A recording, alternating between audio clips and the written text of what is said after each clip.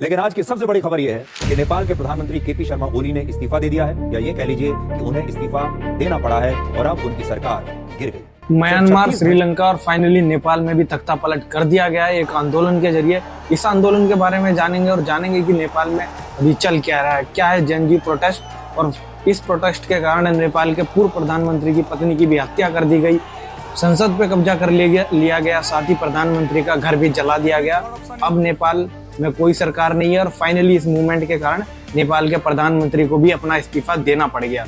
असल में इस मूवमेंट की शुरुआत हुई जब सरकार ने नेपाल में सारे social media apps, YouTube, Facebook और बैन कर दिया गया था। लेकिन ज़्यादातर लोग इस प्रोटेस्ट को इसी नज़रिए से देख रहे थे कि ये सोशल मीडिया ऐप बैन होने के कारण जेन जी, जो नई जनरेशन है, वो प्रोटेस्ट कर रही थी। लेकिन असल में ऐसा नहीं है, क्योंकि ये प्रोटेस्ट बाकी के हमारे जितने भी इंडिया के नियर बाय देश है उनसे बिल्कुल अलग है। जो म्यांमार में हुआ, जो श्रीलंका में हुआ, ये प्रोटेस्ट भ्रष्टाचार के खिलाफ था, क्योंकि नेपाल की जो भी गवर्नमेंट थी पहले, कम्युनिस्ट, कांग्रेस या जो भी हो, उनमें भ्रष्टाचार के उन पे काफ़ी गंभीर आरोप लगे थे।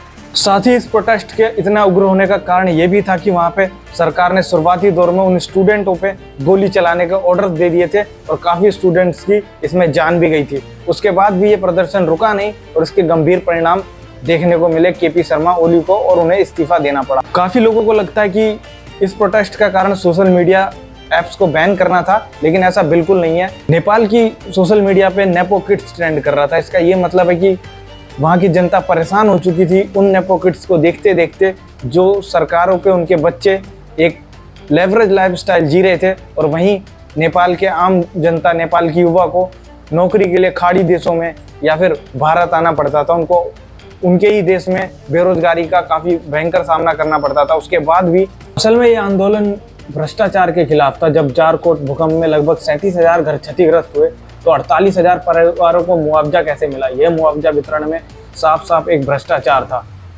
इंश्योरेंस अथॉरिटी का भ्रष्टाचार अध्यक्ष ओझा, जो जुलाई 2025 में निलंबित कर दिए गए थे, उन पर भी आरोप था कि उन्होंने अपने पद के लिए दस्तावेजों का गलत इस्तेमाल किया। पूर्व प्रधानमंत्री पर जुर्माना, पतंजलि जमीन सौदा, टेलीकॉम उपकरण घोटाला, सलाई कृषि सड़क घोटाला, IIT उपकरण खरीद भ्रष्टाचार, गिरु बंधु चाय बागवान और जमीन कानूनी संशोधन विधेयक भ्रष्टाचार, ऐसे ही लंबी लिस्ट थी वहाँ पे नेपाल सरकार के भ्रष्टाचार की।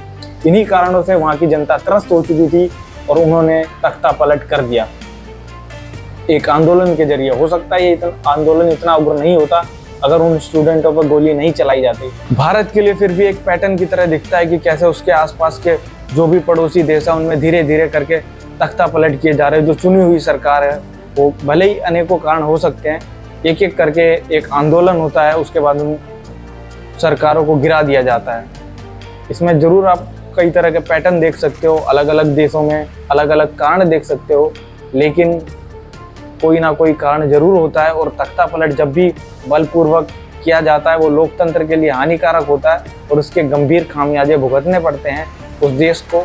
उस देश पे आर्थिक दबाव बढ़ता है और वो देश कमज़ोर होता है।